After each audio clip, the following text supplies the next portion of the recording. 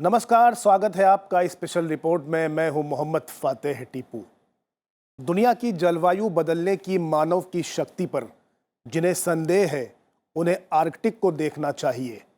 Arctic महासागर और इसके आसपास का भूक्षेत्र दुनिया भर के वैज्ञानिकों के लिए गहरी रुचि और शोध का विषय रहा है। साथ ही नीति निर्माताओं के लिए भी आर्कटिक जिज्ञासा का विषय रहा है। अब तापमान और वायुमंडलीय कार्बन डाइऑक्साइड के आंकड़े देखने की जरूरत नहीं है, बल्कि आर्कटिक महासागर पर सिकुड़ती बर्फ तापमान और आंकड़ों की दास्तान खुद ही बयां कर देती है। पिछले 30 वर्षों में गर्मी में वहां बर्फ का न्यूनतम आवरण आधा रह गया है। ऐसा ही चलता रहा तो 2050 की गर्मियों में वहां बर्फ का नामो निशान नहीं होगा। इन्हीं सब पहलुओं पर पड़ताल करती देखिए संसद टीवी की खास पेशकश, पिघलती बर्फ का डर।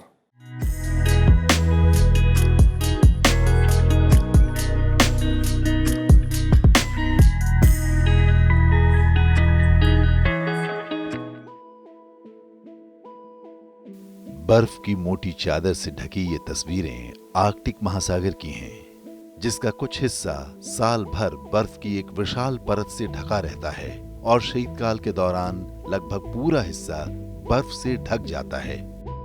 इस महासागर का तापमान और लवणता यानी पानी में नमक या लवण की मात्रा मौसम के मुताबिक बदलती रहती है, जिससे यहाँ की बर्फ पिघलती और जमती रहती है। 5 प्रमुख महासागरों में से आर्कटिक की औसत लवणता सबसे कम है। वहीं गर्मियों में यहाँ की बर्फ लगभग 50% पिघल जाती है। आर्कटिक महासागर की बर्फ का पिघलना विश्व पर्यावरण और जलवायु में बदलाव का प्रमुख संकेत माना जा रहा है। इस बदलाव ने दुनिया का ध्यान अपनी ओर खींचा है। वैज्ञानिकों के अनुसार पृथ्वी एक ऐसी वैश्विक प्रणाली है जिसमें सभी वैज्ञानिक विधाएं एक दूसरे से जुड़ी हुई हैं। वैज्ञानिकों का मानना है कि आर्कटिक में जलवायु परिवर्तन के लिहाज से काफी बदलाव हो रहे हैं। यहाँ पर एक अलग तरह की रोशनी देखी जा रही है जो पहले कभी नहीं देखी गई। वायुमंडलीय तापमान की वजह से आर्कटिक काफी गर्म हो रहा है। इस निरंतर प्रक्रिया से इस बात का आभास हो रहा है कि 2050 में आर्कटिक की बर्फ पूरी तरह पिघल जाएगी। अभी इसका पहला आर्कटिक में लाइटनिंग कभी नहीं देखा, अभी आर्कटिक में लाइटनिंग आ रहा है। सो वो ग्लोबल वार्मिंग का कारण है। वो विंटर में बहुत टेम्परेचर और चेंज हो रहा है। अभी एटमॉस्फेरिक टेम्परेचर उधर गर्म हो रहा है, बहुत डबल टाइम मोर देन इधर। सो इसलिए वो उधर क्लाइमेट चेंज का बारे में बहुत चेंज हो रहा है उधर। इसलिए हम लोग क्या हो रहा है उधर देखने के लिए अभी ऑब्जर्वेटरी उधर लगाया। आर्कटिक का ऐतिहासिक महत्व भी है। नॉर्वे के लोगों ने सबसे पहले आर्कटिक के कुछ भागों पर अपना अधिकार जमाया। उनकी पौराणिक कथाओं में वहां का वर्णन मिलता है। सन 867 ईस्वी में नॉर्वे के नॉर्समन लोगों ने आइसलैंड द्वीप की खोज की और सन 874 ईस्वी में अपने उपनिवेश वहां स्थापित किए, जहां आज भी उनके वंश से जुड़े लोग रहते हैं। सन 982 ईस्वी के आसपास एरिक दी रेड नामक एक नॉर्समैन ने ग्रीनलैंड द्वीप की खोज की और वहां भी उपनिवेशों की स्थापना हुई। आमतौर पर आर्कटिक क्षेत्र को भौगोलिक, ऐतिहासिक और सिविलाइजेशनल यानी सभ्यता के नजरिए से देखा जाता है। हमारे ग्रह पृथ्वी का सबसे सुदूर उत्तरी बिंदु, उत्तरी ध्रुव, आर्कटिक महासागर में ही पड़ता है। भौगोलिक दृष्टि से आर्कटिक का क्षेत्र पूर्वी रूस से लेकर अमेरिका के अलास्का तक का क्षेत्र कवर करता है। मोटे तौर पर रूस, चीन और भारत को जोड़ लें तो आर्कटिक इतना बड़ा माना जाता है। आर्कटिक क्षेत्र जो है वो हम लोग 3 नज़रिया से देख सकते हैं। एक तो भूगोल की नज़रिया है, और ये जो भूगोल है एक बड़ा यूनिक ज्योग्राफी है आर्कटिक का। एक तो इसकी जो विस्तार है वो काफ़ी हद तक, जैसे बोलते हैं कि 1/6 या 6वां हिस्सा है वर्ल्ड लैंड मास का, यानी कि काफ़ी बड़ा है ये जगह।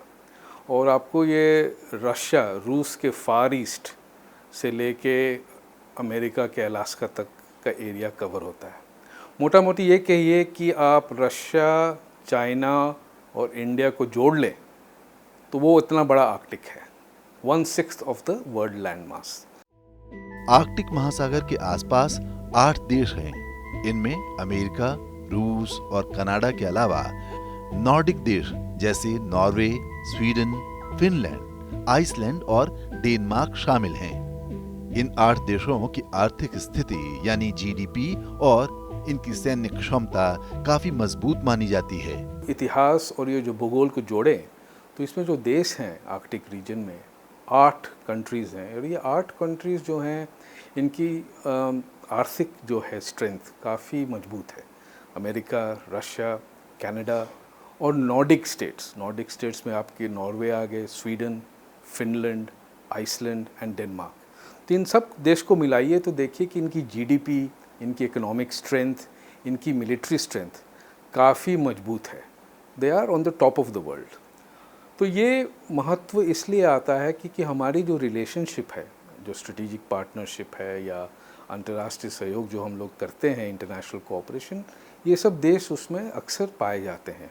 तो they are our partners of the present and partners of the future. Arctic क्षेत्र की सभ्यता काफी प्राचीन है। लोकमान्य बाल गंगाधर तिलक ने 1903 में एक किताब लिखी थी जो स्वालबार्ड ट्रीटी के पहले की है, जिसका नाम है the Arctic home in the Vedas. लिहाजा भौगोलिक, ऐतिहासिक और सभ्यता के लिहाज से आर्कटिक क्षेत्र भारत के लिए महत्वपूर्ण है। सिविलाइजेशनल में जो लोकमान्य तिलक थे, उन्होंने एक किताब लिखा था 1903 में, स्वालबार्ड ट्रीटी से पहले की बात है ये, और ये किताब का नाम था Arctic the home of the Vedas. उनका कहने का मतलब था, उन्होंने अध्ययन किया और ऋग्वेद को पढ़ा, कई वेद को पढ़ा। आर्कटिक क्षेत्र से भारत का जुड़ाव फरवरी 1920 में शुरू हुआ, जब भारत ने पेरिस में स्वालबार्ड संधि पर हस्ताक्षर किए। जैविक विज्ञान, महासागर, वायुमंडलीय विज्ञान और ग्लेशियर विज्ञान से जुड़े कई बुनियादी आकलन शुरू करने के लिए भारत ने आर्कटिक महासागर क्षेत्र में अपना पहला वैज्ञानिक अभियान 2007 में शुरू किया। बाद में स्पिट्सबेर्गन, स्वालबार्ड में NY अलेसंड जगह पर भारतीय अनुसंधान स्टेशन हिमाद्री 2008 में राष्ट्र को समर्पित किया गया। यूं तो साल 1920 से ही सबसे पहले भारत ने स्वालबार्ड संधि पर हस्ताक्षर करके आर्कटिक के साथ अपने रिश्ते की शुरुआत कर दी थी, लेकिन जिस तरह से पिछले कुछ दशकों से ग्लोबल वार्मिंग के कारण आर्कटिक क्षेत्र अंतर्राष्ट्रीय समुदाय के लिए एक चुनौती बनकर उभरा है, उस लिहाज से भारत ने भी आर्कटिक क्षेत्र के वैज्ञानिक, पर्यावरणीय, वाणिज्यिक और सामरिक हितों को ध्यान में रखकर अपने संबंधों को नई दिशा देना शुरू कर दिया है। इस दिशा में आगे बढ़ते हुए भारत ने सन 2007 में ध्रुवीय विज्ञान के अग्रणी क्षेत्र जैसे हिमनद विज्ञान, वातावरणीय विज्ञान, जीव विज्ञान और जलवायु परिवर्तन पर केंद्रित आर्कटिक अनुसंधान कार्यक्रम शुरू किए। इसके लिए भारत ने अगस्त 2007 में भारतीय आर्कटिक महासागर वैज्ञानिक अभियान भेजना शुरू किया। वर्तमान में आर्कटिक में ओशनोग्राफिक मैनेजमेंट के माध्यम से लगातार मॉनिटरिंग हो रही है कि कैसे पिछले 10 साल में आर्कटिक में बदलाव आया है। साथ ही तापमान, लवणता और ऑक्सीजन में भी बदलाव और उसके प्रभाव की जांच की जा रही है। ग्लेशियर मेल्ट होके वो पानी में गिर रहा है, वो 100 साल का पुराना है माइक्रोब्स। वो माइक्रोब्स वो पानी में गिर गया तो वो पानी चेंज हो रहा है, माइक्रो ऑर्गेनिज्म चेंज हो रहा है, वो क्या क्या इम्पैक्ट है, ऐसा पढ़ने के लिए हम वाटर क्वालिटी मॉनिटर करके वो भी पढ़ रहा है। वो इस are some of the activity we are doing वो in Arctic. Apart from that in Goa lab वो मॉडलिंग करता है, क्या क्या चेंज हो रहा है, वो इम्पैक्ट उधर हो गया तो इधर क्या चेंज हो रहा है, ऐसा मॉडलिंग भी करता रहता है। भारत ने आर्कटिक में अपने वैज्ञानिक अभियान को नई दिशा देने के लिए एक स्टेशन कायम किया जिसका नाम हिमाद्री रखा गया है। हिमाद्री भारत का पहला आर्कटिक अनुसंधान केंद्र है, जिसे भारत के दूसरे आर्कटिक अभियान के दौरान जून 2008 में स्थापित किया गया था। ये उत्तर ध्रुव से 1200 किलोमीटर यानी 750 मील की दूरी पर स्थित है। भारत विश्व का 11वां देश बना जिसने आर्कटिक क्षेत्र में स्थायी अनुसंधान स्टेशन स्थापित किया। लगभग 1.25 करोड़ रुपए की लागत से बनाए गए 220 वर्ग मीटर क्षेत्रफल वाले हिमाद्री स्टेशन में computer room, store room, drawing room और इंटरनेट और दूसरी सुविधाओं सहित कुल 4 कमरे हैं। इसमें सामान्य परिस्थितियों में 8 वैज्ञानिक रह सकते हैं। यहाँ रहने के लिए अभियान दल के सदस्यों को विशेष रूप से ध्रुवीय भालू से खुद को बचाने के लिए राइफलों के साथ शूटिंग का प्रशिक्षण दिया जाता है।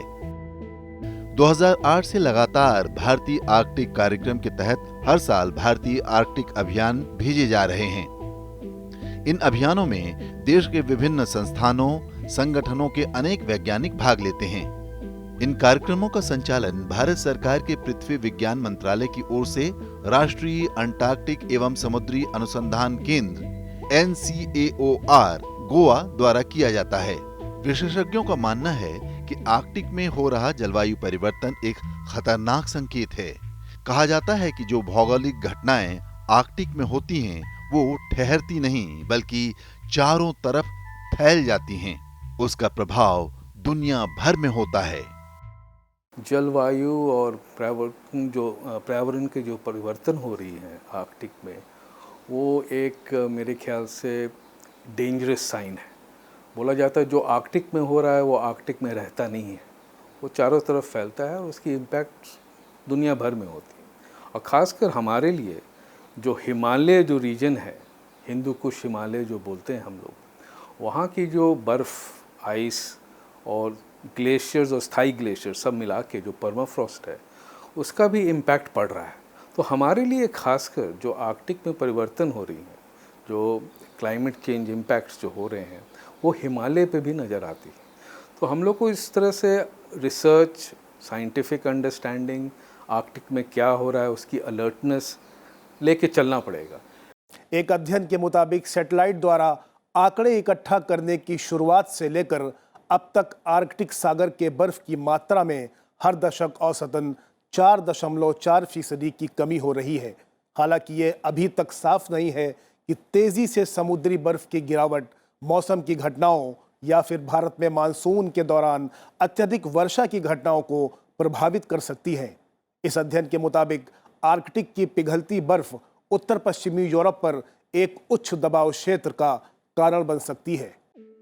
आर्कटिक क्षेत्र और आर्कटिक महासागर भारत के लिए विशेष महत्व रखता है, क्योंकि ध्रुवीय पर्यावरणीय प्रक्रिया और भारतीय मानसून के बीच गहरा संबंध है। आर्कटिक महासागर भारतीय मानसूनी पवनों को प्रत्यक्ष और परोक्ष रूप से प्रभावित करता है। भारत की अर्थव्यवस्था मूलतः कृषि पर निर्भर है और भारतीय कृषि मानसून पर।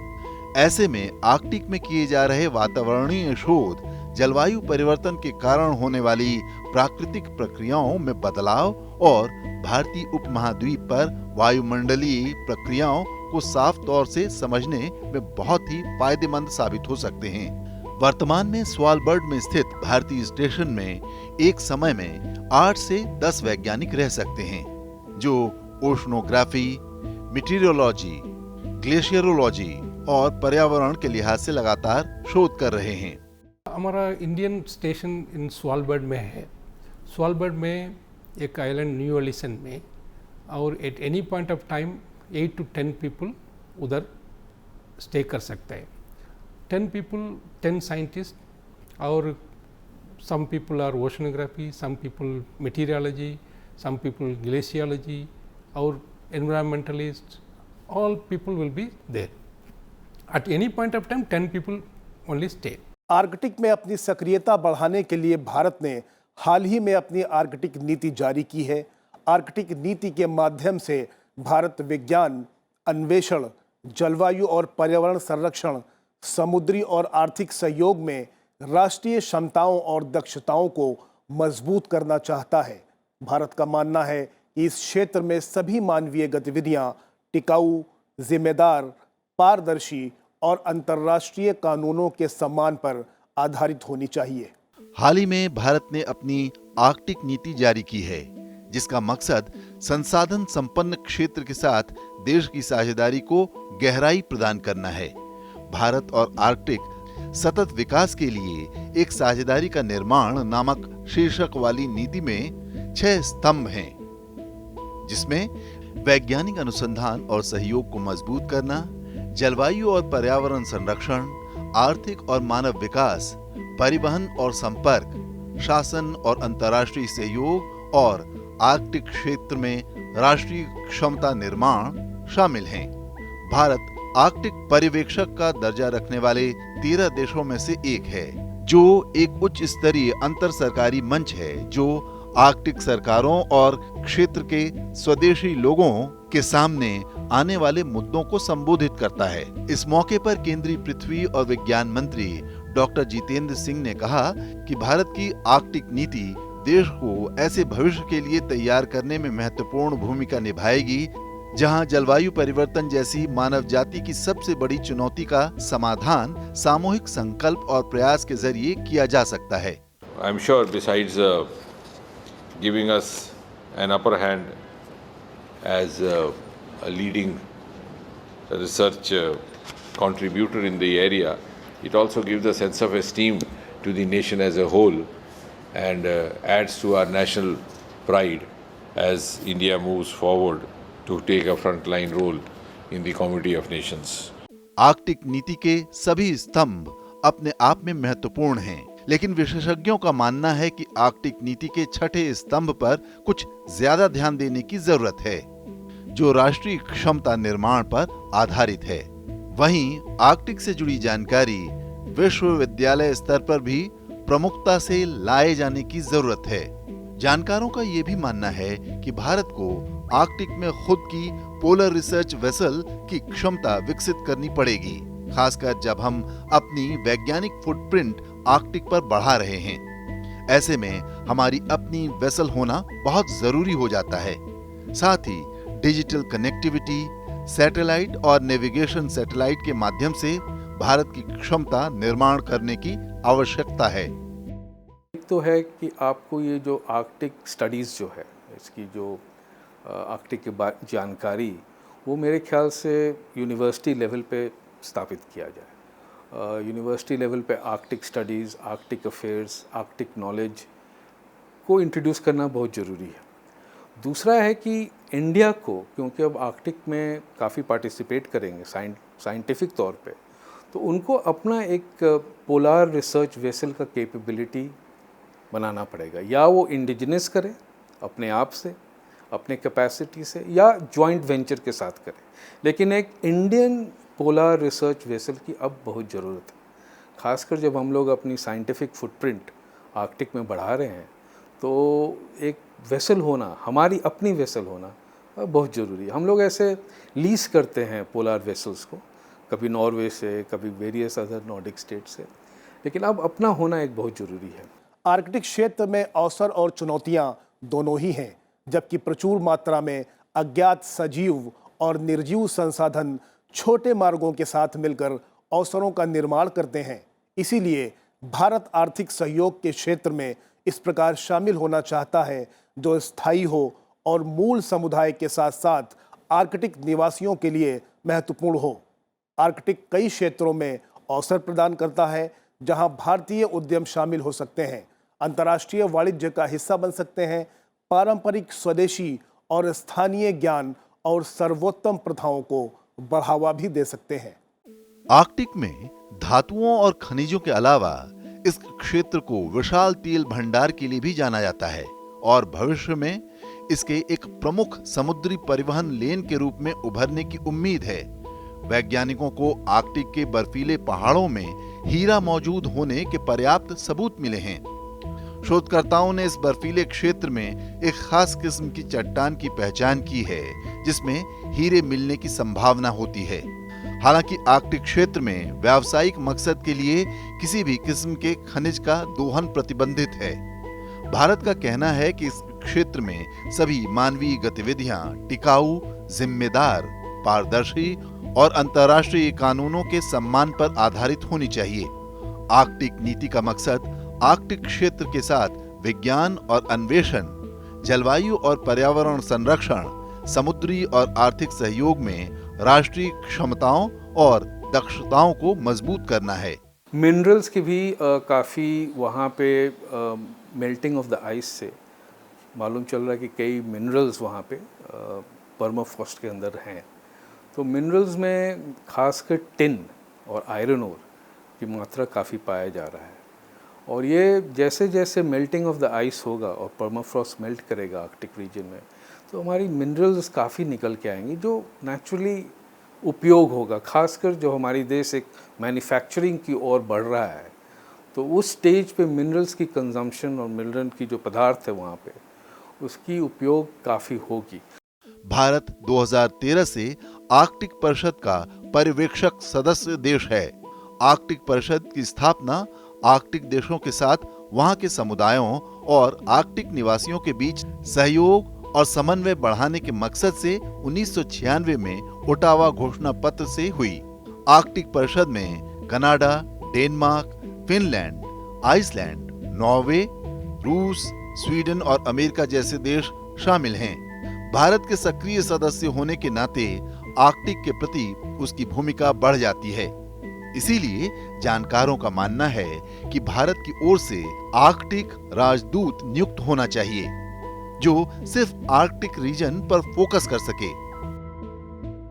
हम लोग एक्टिव पार्टिसिपेंट हैं आर्कटिक काउंसिल में, तो इस रूप से हम लोग को अब एक्टिवली सोचना पड़ेगा कि हम लोग क्या कंट्रीब्यूट करें। In terms of science and research तो कर ही रहे हैं, काफ़ी एम्फेसिस है। Cooperation on energy and economics वो भी हो रहा है। तीसरा ये है कि हम लोग एक राष्ट्रीय जो क्षमता जो है निर्माण करें, एक नेशनल कैपेसिटी बिल्डिंग करें। उस नेशनल कैपेसिटी बिल्डिंग में सोचा जा रहा है और बोला जा रहा है कि एक आर्कटिक एम्बेसडर की नियुक्ति होनी चाहिए, जो इंटायर आर्कटिक रीजन कंट्रीज़ को संभाले और देखे। आर्कटिक में होने वाले बदलाव का असर न सिर्फ भारत में बल्कि पूरी दुनिया में देखने को मिल रहे हैं। वैज्ञानिक वेन डेविडसन का मानना है कि हमारा अतीत ही हमारा सबसे बड़ा मार्गदर्शन है और आर्कटिक वो जगह है जहां से हमारे जलवायु में क्या परिवर्तन होने वाले हैं इसकी जानकारी जुटाई जा सकती है। यूनाइटेड नेशंस की जलवायु परिवर्तन से जुड़ी एक रिपोर्ट के मुताबिक हमारी धरती तेजी से विनाश की तरफ बढ़ रही है, लिहाजा समय रहते ही इस ओर ध्यान देने की जरूरत है। आर्कटिक में होने वाले प्रत्येक प्राकृतिक परिवर्तन का असर पूरे विश्व की प्रकृति पर पड़ता है। ऐसे में आर्कटिक क्षेत्र में भारतीय वैज्ञानिकों द्वारा किए जा रहे विविध शोध कार्य न केवल भारत बल्कि संपूर्ण विश्व की दृष्टि से भी प्रासंगिक हैं।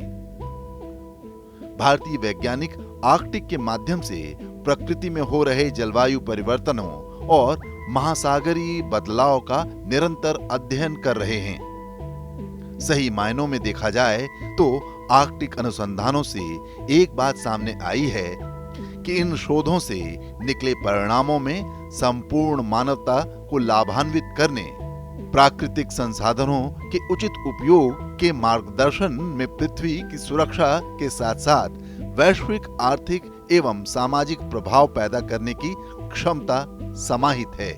ऊर्जा, गैस और मिनरल्स को लेके चले तो एक रिसोर्स का जो संभावना है वहाँ पे आर्कटिक रीजन में, वो काफ़ी अपॉर्चुनिटीज़ इंडिया को दे रहा है। इसलिए इंडिया का जो बायलैटरल रिलेशनशिप है नॉर्डिक कंट्रीज़ के साथ, प्रधानमंत्री भी गए थे डेनमार्क में और नॉर्डिक कंट्रीज़ के साथ उन्होंने बातचीत की, और ये सेकंड नॉर्डिक समिट है, 2018 में पहला हुआ। तो इस समिट में भी उन्होंने ये जिक्र किया इन्वेस्टमेंट का और आर्कटिक कोऑपरेशन, बिकॉज ये सब नॉर्डिक कंट्रीज़ जो हैं 5, वो एक आर्कटिक रीजन के एक पार्ट हैं। तो ऑब्वियसली ये इस कोऑपरेशन में टेक्नोलॉजी, इन्वेस्टमेंट, एनर्जी रिसोर्सेज, इन सब की एक नया दौर एक शुरू होगा, एक नया रूप लेगा हमारी जो बायलैटरल कोऑपरेशंस हैं। अंतर्राष्ट्रीय कानूनों के तहत वर्तमान में उत्तरी ध्रुव या आर्कटिक महासागरीय क्षेत्र पर किसी भी देश का अधिकार नहीं है। जिस तरह 1959 की अंटार्कटिक संधि के तहत दक्षिणी ध्रुव अर्थात अंटार्कटिक का प्रयोग शांतिपूर्ण प्रयोजनों के लिए किया जाता है। आर्कटिक के लिए इस तरह की कोई अंतर्राष्ट्रीय व्यवस्था नहीं है। ये जरूर है कि इससे जुड़े देश अपनी सीमाओं के 200 समुद्री मील यानी 370 किलोमीटर तक के आर्थिक क्षेत्र तक सीमित हैं और इसके आगे के क्षेत्र का प्रशासन इंटरनेशनल सीबेड अथॉरिटी यानी ISA के अंतर्गत आता है। इंटरनेशनल सीबेड अथॉरिटी जमैका में स्थित एक अंतर सरकारी संस्थान है जिसे दुनिया के अंतर्राष्ट्रीय समुद्र तट क्षेत्रों के सभी खनिज संबंधी गतिविधियों को अंतर्राष्ट्रीय समुद्री कानून के तहत व्यवस्थित और नियंत्रित करने का उत्तरदायित्व सौंपा गया है। 25 जुलाई 2016 तक अंतर्राष्ट्रीय सीबेड अथॉरिटी के 168 सदस्य हैं, जिनमें से भारत भी एक है।